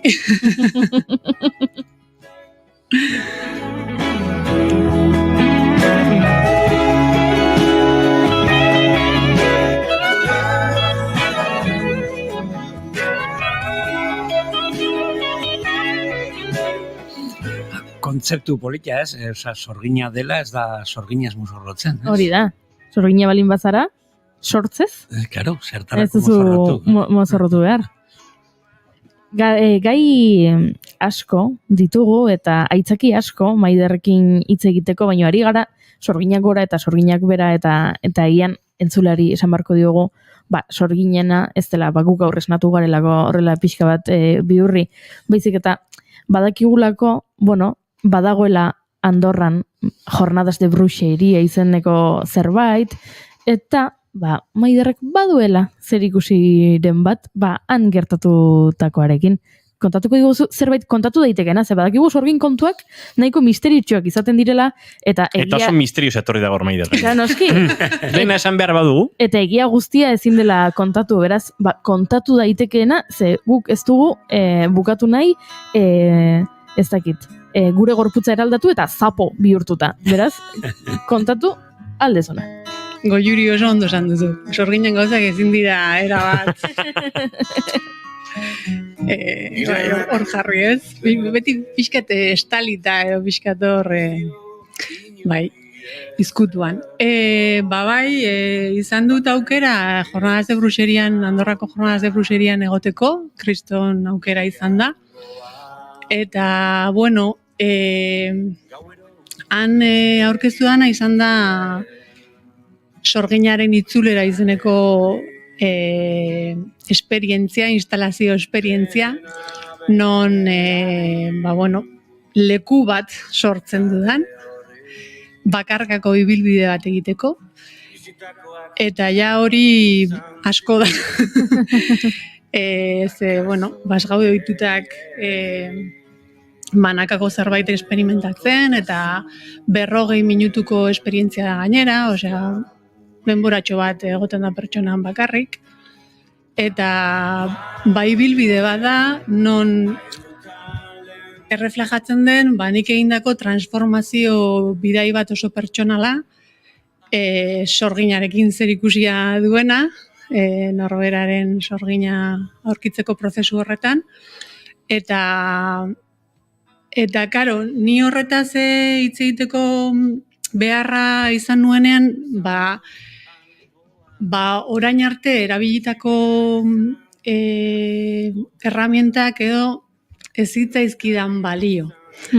Orduan hor egon zen investigazio handi bat, sorginkeri asko ere, hau da, askotan etzen oso logikoa edo etzen oso pentsatua izan baizik eta agertzen joan zen, eta hau suertatu da, orduan jendeak ere galdetzen dianean, nik neuk ere definitzen, zaila egiten zait. Proiektu iritsi zen lehenago eta gero Andorran egoteko aukera edo Andorran egoteko aukeratik jaio da proiektua? Begira, hau berez dator, ni egon naiz Berlinen juntatorri posgradu bat egiten, eta posgradu horretan nahastu egiten zen, goazen esatea maskara eta gorputza eta bar, Jung psikologiarekin. Orduan hor, bagia esan lan handia egin nuen, oso sakona, eta ondoren, posgradu horren ondoren, nik lan bat aurkeztu behar nuen. Ikerketa lan bat. Orduan, ikerketa lan hori izan zen abia puntua. Baina ikerketan bakarrekan geratu zen, ez zen materializatu. Orduan, alako bilaketa horretan, honekin zer egiten dudan, lana duzula, hemen ja badago material asko, baina oraindik ez dakit. Eta bildu nituen Bartzelonan 4 lagun, nik uste nuena lagundu halko zidatela, eta horietako batek esan zian Andorran egiten zala jaialdi hau, eta ber zergatik ez nuen aurkezten nuenaan, eta ber nola hartuko zuten. Eta nire sorpresarako harrera izan zen izugarria, eta esan ziaten nahi dugu, zu hemen egotea, eta orduan hor jarri nintzen, helburu horrekin materializazio horretan. Eta hor 9 hilabeteko lana izan da, baina berez honek igual 4-5 urteko, oso sorgin baten edabea bezala oso poliki sukaldatu den zerbait izan da, bai. Horrelako proiektu luze bat denean, hainbeste urte, ikerketa, pentsatzen dut emozionalki ere badagoela, asko eskatzen duela horrelako zerbaitek, eta beraz, hainbeste emozio daudenean, nolako izan da saltoa edo jauzia zuretik jendartera sozializatzeko momentu hori? Esan dara behar dizut adibidez atzerrian izatean eri asko lagundu nagoela. Bai. Trukito, Bai, biluzketa handia izan da. Eta, hemen baduzu denok dugu maskara bat, gainera lanean gehiago, eta oso aberasgarria izan da. Adibidez egin genunean hitzaldia, negon super urduri, baina ez urduritan bat ondo egiteko edo baizik eta esateko, ni orain hemen hasiko naiz hontaz hitz egiten, eta igual edonorri ez zaio axola. Eta, kontrakoa oso ederra izan zen, bai. Bai, erneiz ni galderak egiten, eta ez dizut usten... Ni flipatzen ari, ni nago irudikatzen ere buruan nola izan daiteke hori, ze prozesu, karo, ezagutzen da gainera Maider, eta esan du 4 urte prozesuaz, eta nik ez nekien ezer, egon zan hemen goen da 4 urte eta piko 2 urte, eta etzun ezer komentatu, orduan pentsatzen dut, Berlingoa, bai, baina sorginekin lotura eta zea hori, eta ezakit jakemina sortzen zaite, urrundu zara hauskotasunatik, kontalaritzatik, edo bada zerbait proiektu honen barruan? Badago. Bai. Sartu zitekeen askotasun jaialdi batean, nik uste dut oso ondo ere, berez. Dena bezala, azkenean dago nik egin dudan guztia, osea, nire erramientak hor daude, bai. Eta irudikatzen dudan arabera, banan-banan sartzen da publikoa, eta claro, horrek berezitasun, ez dakit, ez da erresa horrelako proiektu bat sortzeko edo isladatzeko, edo ez dakit, zure buruan daukasua banan-banan etorreko dira, baina gero pertsona bakoitza mundu bat da. Nola irudikatzen da hori? Ez dizut ulertzen, nola lortzen duzu, ez dakit, jakita zer erantzuna emango du, etortzen den bakoitza. Ezin dut jakin. Eta nola bideratu hori. Eta gaina zuet zaudean, bez? Esango dizut, gertatu da denetari. Claro. Gertatu da jendea, oso divertigarra izan da, zentzu horretan ere, errekorridan, ahots batek esaten dizu, ez? Gida badauka. Orduan nahiko argia da. Baina badago jendeak bere gauzak ulertzen ditu. Eta batean aurkitu duzu gauza bat beste toki batean, edo, eske bidai pertsonal bat da. Orduan, zenbat bidai daude, hainbat pertsona dauden kopuru berdina. Orduan, nik proposamen bada, bai nuena argi izan, hori esan duguna, duen intimitateagatik eta guzti, bisitaria izan behar dula protagonista. Azkenan nik ezin diot inorri bultzatu edo ezak nola esan, derrigortu zerbait ulertzera. Orduan nik horruzten dut, eta gero ja norberak ardezala nahi duena, alduena, orduan batzuetzat da, guau, eta beste batzuetzat da, eta ondo dago, dena ondo dago. Gure izanetik da ezinetik ardezagun atxeden aurki utxetan aditzagun aurki utxetan. Jornades de bruxeria Andorra gitaragoa errepasatzen, agertzen ikusten dugu beste euskaldun bat, hortxe dago Amaia Nagusia Pimulier, idazlea, irakaslea Nafarroko Unibertsitatean, berak beste hitzaldi bat emandula uste dut, sorginak historioan, errelako loturarekin. Bai. Nik esan behar dut ezin izan nintzela joan, ze justo ginen gu montatzen. Orduan ezin izan nuen parte hartu, baina aukera izan nuen berarekin hor bazkari eta afari bat partekatzeko.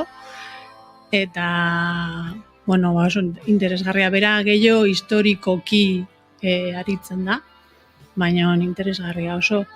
Ere, honekin lotuta esan behar dut, hitzaldi gehienak, eta hori oso polita izan zen ere, oso teorikoak edo zirela, eta jornada hauek ere egiten dutela apostu beti behintzat zeozer praktikoagoa programatzeko. Eta kasu honetan nire lana izan da, eta hori da, iruditzen zait, kriston oso gauza ona, adibidez, hango politikari batek esaten zuen, ez? Eske zurea egiten ari nintzela, etortzen zitzaizkian hitzaldietan entzundakoak. Eta orduan esaten zu, ze ona, ze ondo. Hitzaldiaren izenburua Amaia Nazan, Sorginak, la caza de brujas en Navarra, del mito a la realidad histórica, eta liburu batzuk argitaratuta ditu. Claro, horrelako nien nahi inoiz egon, baina benetan, sartu zait horrelako, ez dakit jun nahi dut horrelako, hemen bargotan iten da bai, eta horrelako bruxeria jardunaldik, eta pentsatzen bai, arle batetik, arlo historikoa izango da, hitzaldik, formazioa, bestalde batetik, folklore pixka, eta horrelako egongo da, bai, ez dakit. Bai, ni egon nintzen ari ez beste hitzaldi batean, egiten zula hango neska batek, Andorrako neska batek, egiten ari zala unibertsitatearen bidez ikerketa bat, Andorrako jendeak, batez ere helduagoak edo direnak, zeuzkaten jakituriak landaren inguruan. Eta egin genuen tailer bat berarekin ere, alako jarabe moduko bat egin genuen, eta oso interesgarria, eta hori betezan hitzaldi hori, karo, jendeari asko interesatzen zaio. Eta ondoren, nila ez dengoen hor, baina egin zuten tarot eta gauza hauek ere bai, eta bazegon ere bai, sute handi bat egin, eta horren inguruan dantzan, gau batean dantzan, benetarik. Modukoa, edo. Bai.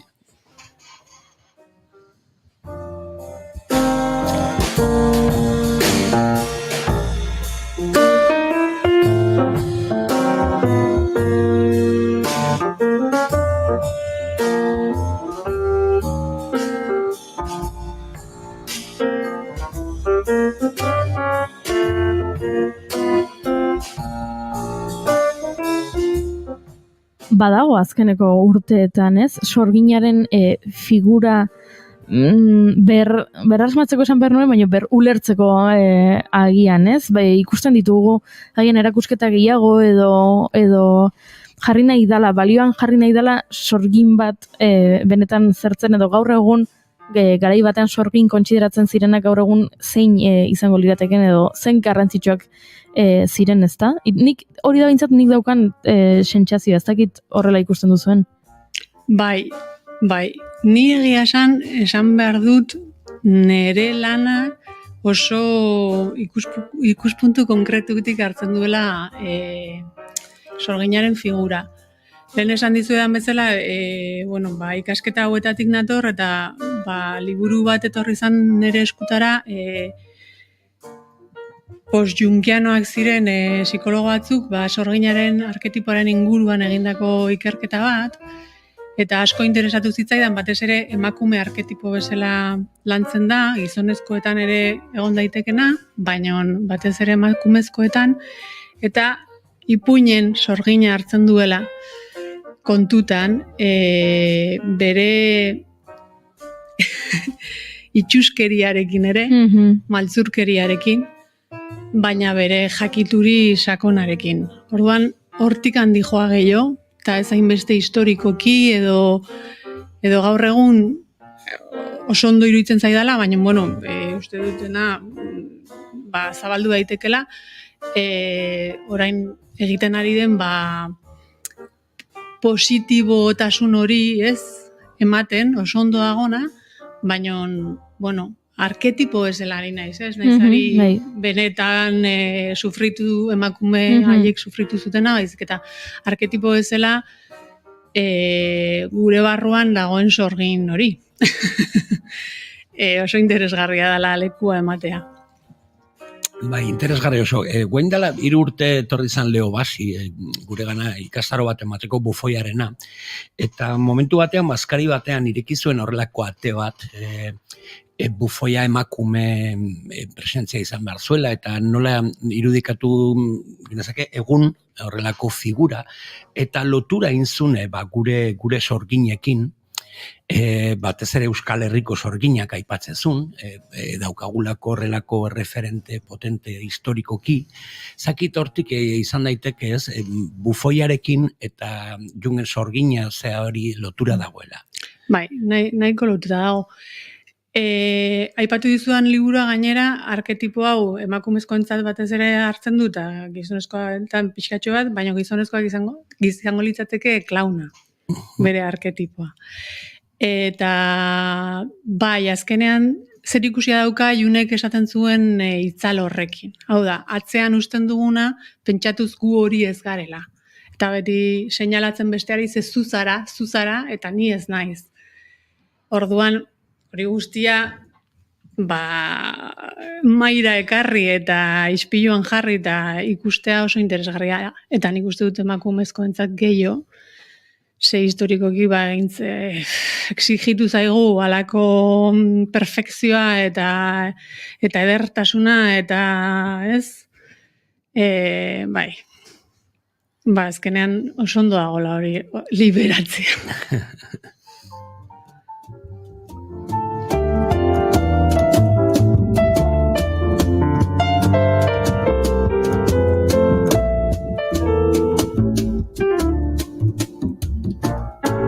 La luz en tu tus ojos arden. Si los abres aparece.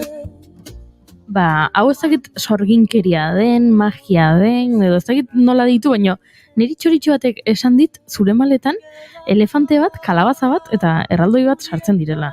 Hori egia da? Noski. Eta nola posible nola sartzen da elefante bat maleta batean? Magiarekin. Eta maleta kotxen. Ez, kotxea maletan, mai, ez duzu lertu kontzeptua. Kotxea dago... Maleta barruan. Hori goa izango litzateke ez aparkatzeko eta... Egazkina maleta sartu iritsi eta hartu da kotxe atera, ez da? Bazen txistea txarra, nola sartzen dira lau elefante kotxe batean, ez? Bi aurrean eta bi atzean. Nola sartu lau jirafa eta elefante kateatzen, ez? Horrelako txiste hori sortu zen Maiderren kotxean. Maleta kontuak ikuskizuneko elementuak izan daitezke hauek eta maleta kontuekin ere ibili zara handik eta hemendik txikiekin zer ikasi duzuzuk txikiengatik. Ze pentsatzen dut jende askok bidaltzen dituela edo eramaten dituela seme-alabak horrelako ikuskizunetara pentsatuz, zer ikasiko dugu gaur, baina gian zuk ere zerbait ikasiko duzu, ezta? Hini gainera horrekin, ipuinak kontatzeaz aparte, eta hierrak eman ditut urte askotan, eta aurrak izan ez arren oso izeba ona izan naiz, gaizki badago ere esatea. Ni asko gozatzen dut aurrekin, bai. Eske, daukaten errestasuna jolaserako. Azkenean, eta irudimenarako hori da kriston oparia. Eta gaina maleta kontutan hasiera magiarekin egiten dugu alako erritual bat maleta irekitzeko eta izugarri gustatzen zaie. Bai. Hori egia da, ipuin kontalaren artean askotan ritual bat dela, funtzio guztik bihurtzen dira rito bat dezelako, ez? Bere puntu zeremoniala, trantzek eta denetatik. Bai, eta gaina beraiek kriston bidaia egiten dutela horrek. Bizitzen dute bat, orduan ari dira zurekin batera abentura hori egiten, orduan erensugea bali mator eta erensuge hori irabazi, batean egiten badio, aurre egiten badio, aurrak aurre egin dio. Orduan... Benetako magia, bai. Los bares donde nacieron 5 de nuestras canciones, las noches en que tu chica te decía nunca más. Quedó algo de nosotros en esos lugares, en el lavabo de señoras y en el puerto. Azkeneko galdera egingo dugu. Atzo Josune Belez de Mendizabalek kontatzen zigun, aritu zirela elkartu eta diagnostiko moduko bat eginez, ea zer dagoen hobeto bertsolaritzaren edo antzerkigintzaren mundua, aber zer dagoen hobeto, musikariak edo kontalariak, edo beste modu batera esan da, zein diren prekarizatuenak. Zein da zure ustez kontalaritzaren egoera momentu honetan Euskal Herrian, gaur egon? Ez dut lehiaketa bat egin. Batez ere, prekarizazioaren erronka horretan lehia dagoelako. Ez daukat intentziorik. Galdera hauek erantzuten ni ez naiz bat ere ona. Nola ikusten dudan? Lehen aipatu dugun, ni batez ere aurrentzako egin dudala lan, hori ez da kasualitatea. Badago aurrentzako nik uste dut plaza nahiko, esango nuke, kalitatezkoak, badenetarik, helduentzako oraindik oso plaza gutxi daude, maiari da hor plazak sortzen. Eta nik uste dut helduen artean oraindik lan asko egiteko da. Interes hori uste dut oraindik ez dugula erabat irabazi, ez? Eta aurren artean nik uste dut oso ondo funtzionatzen duela, baina askotan ez direla gauza batzuk errespetatzen, aurrari ez zaiola errespetatzen askotan, baina errespetatzen baldin badira, ni egia esan beti da triunfo. Beti. Baina egon behar dute, ez dira asko, baina egon behar dira alako elementu batzuk, ez? Adibidez, aur bat, ari baldin bada amari daitari esan, ez dut gelditu nahi, etzazu behartu gelditzen, edo gelditu zaitzez berarekin. Eske hor jabakigu gaizki jongo dela. Bai. Ba, eskerrik asko, Maider gurekin kafe hartzera etortzeagatik. Naiz eta oraintxe konturatu nahi zen, ez dizugula kaferik eskaini? Bueno, edabe magikoa baina igual hori da, dena imaginazioa. Dena da imaginazioa, bale. Maiderrek badu bere kafe espresso makina maleta barruan, eta nahi duen hartzen du, ez da eskaintza oso atsegin egin. Bale, eskerrik asko zuki gonbidatzeagatik. Mila esker Maider izan ondo. Cuidan de los hogares y todas las cámaras que quisieron escuchar. Hey, hey, tú siempre estás dispuesta, La suerte es una rampa de primera calidad y los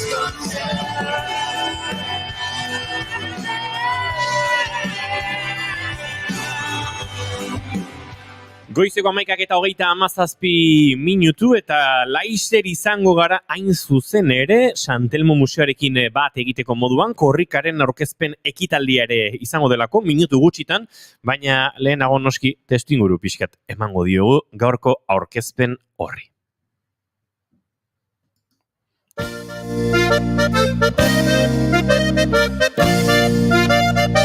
Euskal Herria korrika.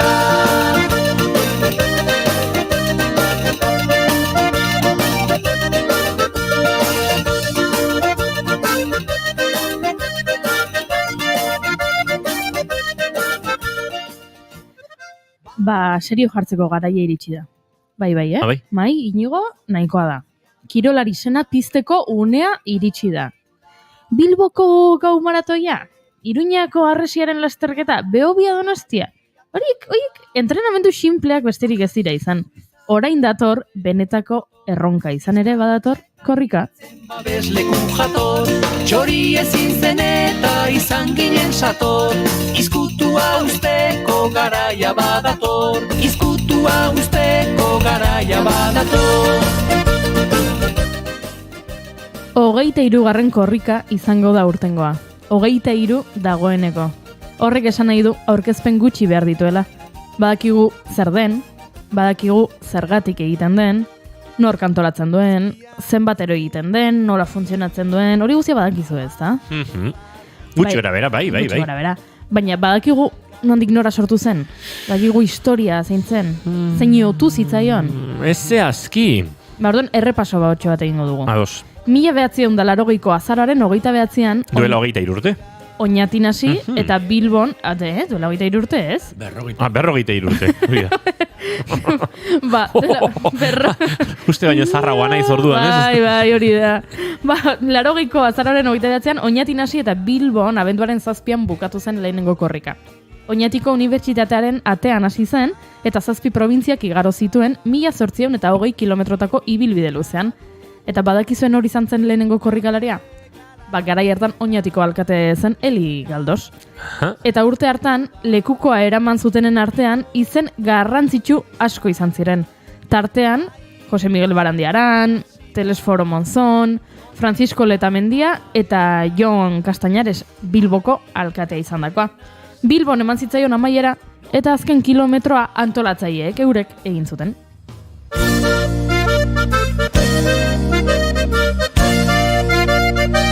Euskal Herria korrika.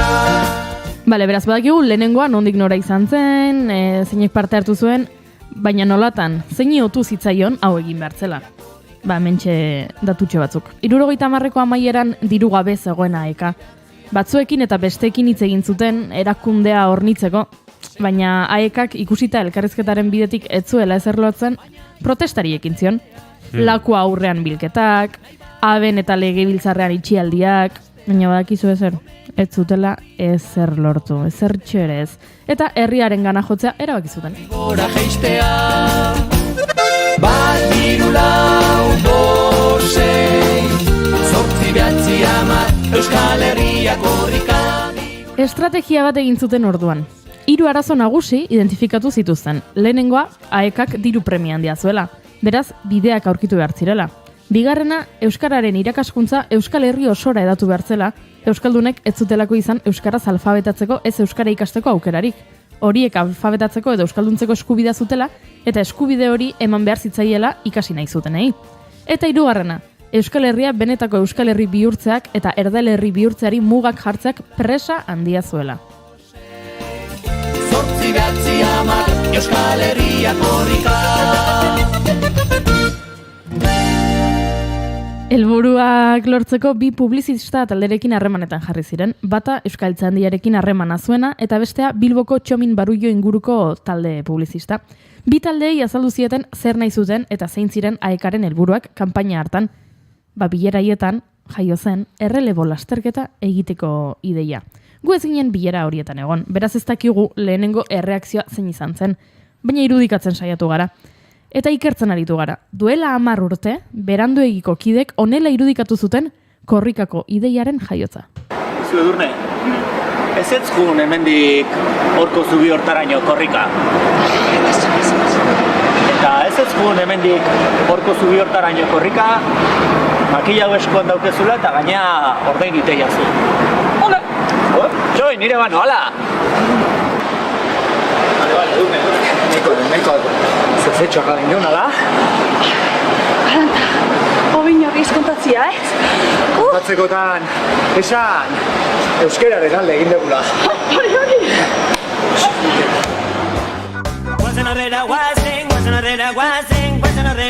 Korrika datorrela. Uste duze horrela izan zela? Bueno, hain urrutien ez da gongo. Egia da, apostuekin hemen gauza asko egiten direla, baina uste dugu etzela horrela izan, baina haizu gu nor gara, beranduegikoak zuzentzeko. Baina guazen bertsio gehiago badaude eta Euskal Herrian. 2022an Portugaleten gai hau jarri zieten Miren Amuriza eta Etxaun lekue bertsolariei. Etxaun, Euskal Herrian barrena etenik gabeko lasterketa bat egitea otu zitzaion AEKako kide ura zara. Zu Miren, AEKako buru nagusia zara. Eta hor daturkizu inuxente hau horrelako ibilbide hori proposatuz. Hauxe kontatu zutena. Atzo afaria lagun batzukaz, trilleri eta tralara. Lehenengo ardaua eta gero kopak eta gero ideien hilara. 10 egunean geratu barik danok ona eta ara. Zorakeri batein behar bada, handia egin behar da.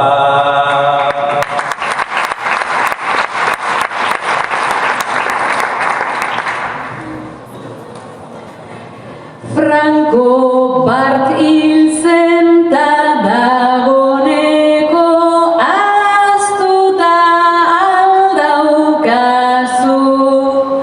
Maiaren bueltan zorakeriez izketan gabiz nitazu. Milaka lagun Euskal Herrian korrika jarri nahi dituzu. Ta kotxesko bat guardia zibila etortzea nahi alduzu.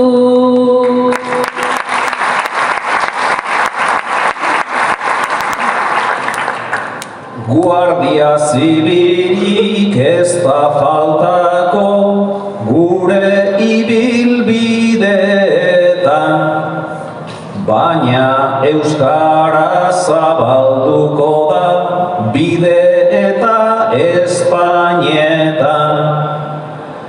Geu joango gara aurretik Miren, hauxe dinotzut benetan. Danok egin dugu plana joateko justo zeure furgoneta.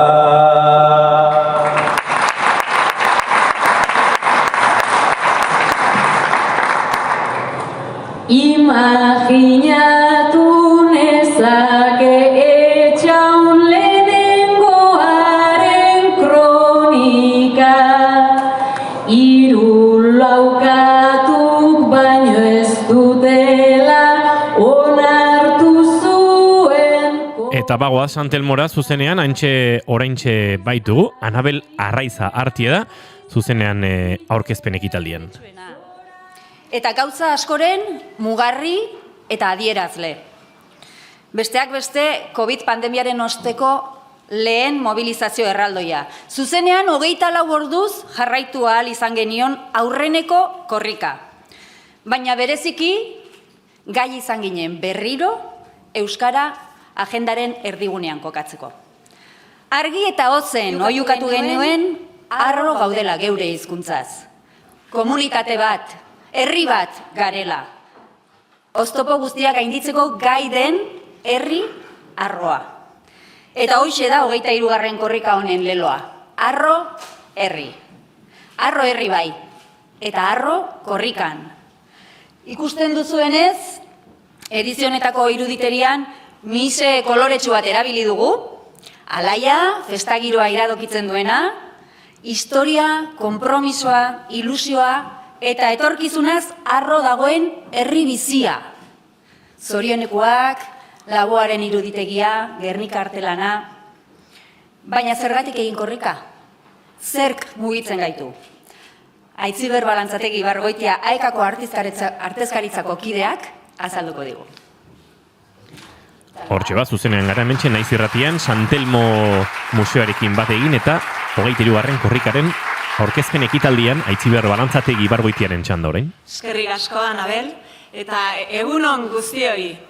Euskarak herrialdarri alai eta tinkoa izan nahi du, eta oraindik ere aurreko korrikaren indar erakustaldia oso hiltzatuta daukagu begiradan. Baina garai honetan ezin dugu ahaztu oldarraldi batek bizirik segitzen duela Euskaldunon hizkuntza eskubideen aurka. Eta horrez gain, argi dugu administrazioek baliabide gehiago jarri beharra dutela urrats handiagoa egiteko Euskararen ezagutzan eta erabileran. Hala, ezinbestekoa da Euskal Herri osoan Euskararen normalizazioa bizkortzea. Hori dela eta 23. korrikak jasoko duen dirua, Euskal Herri osoan Euskararen normalizazioaren aldeko bere lana aurrera eraman ahal izateko baliatuko du AEKak. Horregatik, 23. edizionetan, harro bai, baina ez konforme aldarrikatu nahi dugu. Nahitezkoa da Euskal Herri osoan Euskararen normalizazioa bizkortzeko herritarren kontzientziazioan eta aktibazioan eragitea, baina ez ardura norbanakoen bizkar utzita. Herritarren aleginarekin batera, instituzioek ardura garrantzitsua dute Euskararen normalizazioan.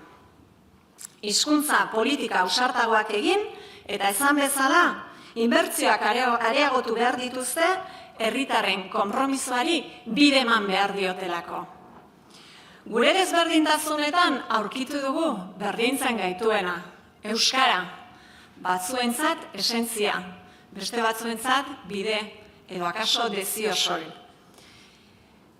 Baina bere aldeko jarrerak identifikatu eta bereizi egiten gaitu.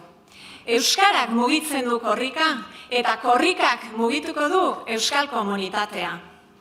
Komunitate horri euskararen ezagutza zor zaio. Ezagutzaren unibertsalizazioa zor zaigu. Hizkuntza eskubideak bermatzeko. Aitzakia eta aurrebaldintza barik jarraitu behar dugu horretan lanean. Nork beretik. Ezagutza baita lehen baldintza, hitz egiteko eta hitz egiten uzteko. Eta ezagutzaren unibertsalak ekarriko baitigu edonon euskaraz eroso bizitzea. AEK Euskal Herri luze zabalean aritzen da esparru guztietan. Ezagutzan, erabileran eta sustapenean. Izan ere, herri osoan behar dugu doan ikasteko aukera. Eta horretarako, hezkuntza, transmisioa eta helduen euskalduntza alfabetatze tinkoak behar ditugu. Hizkuntza politika uzarten bidez, behar beste baliabide horietara bideratuta. Soilik horrela beteko dugu gure helburua. AEK korrikaren helburua. Herritar guztiak euskaraz eroso bizitzea. eta harrotasunez aldarrikatu nahi dugu. Bagarela eta izango garela. Inori baimen askatu barik, epaiketa politikoen gainetik, hizkuntzak elkarru lertzeko sortu zirelako, komunitateak eraikitzeko. Erabakia hartua dugu. Izango gara. Euskaraz izango gara. Herriaren erabakitasunagatik izango gara. Gora AEK! Hortxe entzun berri dugu, zuzenean Santelmo Museotik Aitziber Balantzatik Ibargoitia ekako arteazkaritzako kideak azaldutakoa, azken mezu horrekin geratuko gara, hain zuzen ere, alaxe esan du harrotasunez aldarrikatu nahi dugu, bagarela, eta izango garela inorri, baimena eskatu barik. Anabel Arraiz Artieda aurkezle lanetan, oraintxe, euskararen kontrako oldarraldiak ugaritu direla aipatuz, baina badatorrela, azpimarratuz. Ane Elordi Alburkerke, korrikaren koordinatzaile nagusiak hartuko du hitza oraintxe, Santelmo Museoan, eta edizionetako hainbat gako emango dizkigu jarraian. Egun ondan hori, 23. korrikaren leloa ezagutu barri dugu, Arro Herri, eta aldarri honek zeharkatuko ditu Euskal Herriko errepideak, Irundik hasi eta Baionara. Martxoaren 14tik 24. Jarraian, korrika honetako aurkezpen mezua irakurriko dizuet. Arro Herri, euskaraz jakin zeinez, har dezagun dimentsio orotan eragiteko konpromisoa. Herria batuta, harrotasunez, konplexuak gainetik kendu, mugi dezagun euskararen herria, ingurua mugiarazi arte. Arroadi Kantauri itsasoa, Arabako mahatz, Bardeako bustin, Arrozite Pirinioetako elur, Mehatzaldeko burdina. Elkarrekin nahi ditugu pausuak egin, espazio berriak irabazi, eta hitzez zein ekintzez aldarri egin. Gauden harro garenaz, eta egiten dugunaz. Bete ditzagun etxe eta kaleak euskaraz. Arro plazan, online zein kanpoko bizitzan. Arro herri eta arro korrikan. Bestalde, 23. korrikak azterketak euskaraz kolektiboa omenduko du. Zehazki basoa eta brebeta euskaraz egiteko borrokan aritu eta ari diren ikasleak. Euskara da haien aldarria, korrikarena bezala. Eta haien ikasketen une erabakigarri batean, euskaldun gisa dagozkien hizkuntza eskubideak aldarrikatzeko autua egin dute. Horrek baina, notetan zein etorkizun akademikoan ondoriozko kalteak eragin dizkie. Haiek taldean elkartu, talde gisa jokatu, eta horrela erantzuten jakin dute, eta emaitzak ere jaso dituzte. Ikasketa prozesu osoa, euskaraz egiteko borroka horren transmisioa jaso dute. Erreleboa hartu eta aurrera daramate, aitzinerat. Benetan jarrera eredugarria. Espero dugu aitortza hau, haien egoera ezagutzera emateko baliagarri izatea, Euskal Herri luze zabalean ezagutzera emateko. Eta harro gaude bai, Aitziberrek esan duen moduan, baina ez konforme. Horregatik, datozen hilabeteotan lanean jarraituko dugu, euskararen normalizazioaren alde lanean. Eskerrik asko eta laster arte.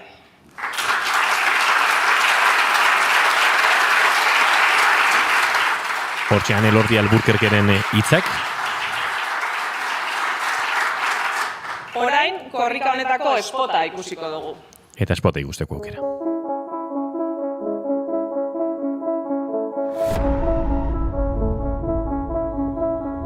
Bidegurutze honetan garaia da euskaraz bizi nahi dugula aho betez oihukatzeko. Harrotasunez. Mugi dezagun euskararen herria ingurua mugiarazi arte. Arroadi Kantauri itsasoa, Arabako mahats, Bardeako buztin. Arrozite Pirineoko elur, Mehatzaldeko burdin. Elkarrekin nahi ditugulako pausoak egin. Bete ditzagun etxiak eta kaleak euskaraz. Arro egon garenaz eta egiten dugunaz. Arro plazan, online zein bizitzan. Arro herri eta Arro korrikan.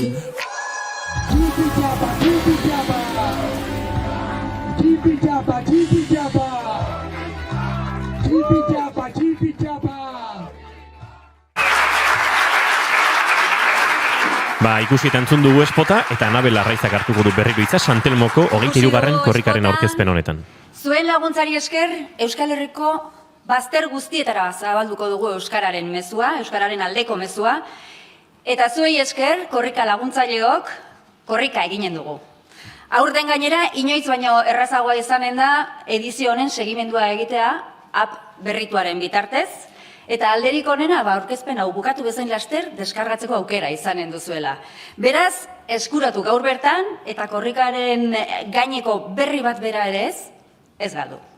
Besteak beste, ez ahaztu aurki ikusi ahal izanen dugula Badon korrika AEK lehenengo bekaren irabazlearen proiektua. Abenduaren batean estrainatuko da Gasteizko printzipal antzokian eta ondoren Euskal Herriko hainbat txokotara iritsiko da. Ez galdu aukera. Eta listo, onaino? Ez da berrikuntza gutxi, ez da? Bai, lasai, badakit guztiok, lasterketaren ibilbidearen zain zaudetela, baina horretarako pixka bat gehiago itxoin beharko duzu, Eta edizionetako abestia ere bai, lasai, iritsiko da. Horren berri ere berandu baino lehen emanen dizuegu, baina gure partez momentuz hauxe izan da dena.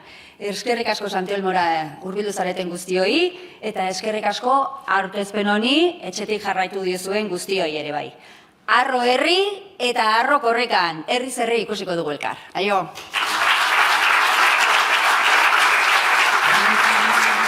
Hortxe Anabel Arraizaren hitzak, hortxe gaur korrikaren 23. edizioaren aurkezpen ekitaldi honetan entzuteko genuen guztia, eta korrika doinuekin gure agurtzen hasiko gara.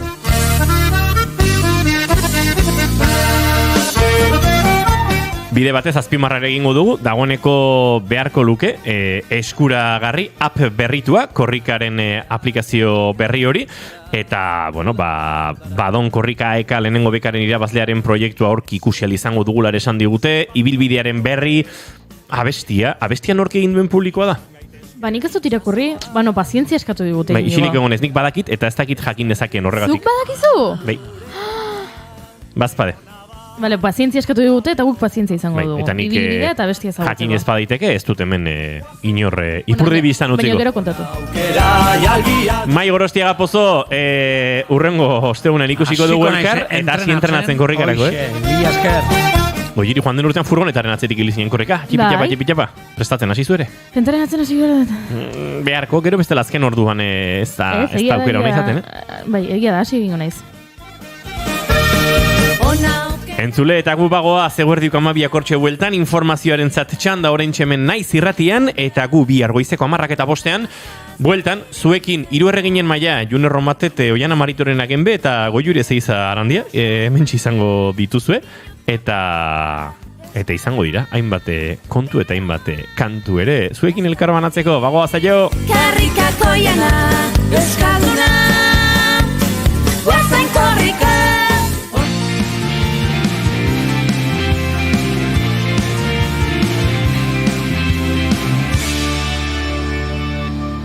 Keep calm and bigarren kafea.